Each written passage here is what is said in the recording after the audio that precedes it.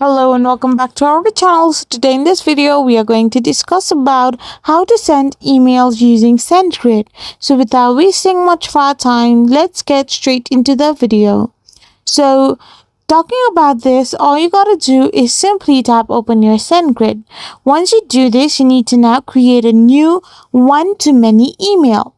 Simply tap on click create single send and create this account.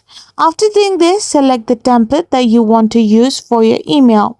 You can select a blank template, a custom template that you have already created, or one of SendGrid's responsive pre-built template.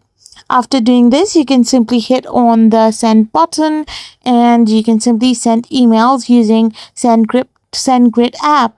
I hope you found this video helpful, so don't forget to hit that subscribe button and do give us a thumbs up. We will be back again with more informative videos like this. Thank you for watching and stay tuned for many updating and interesting videos like this.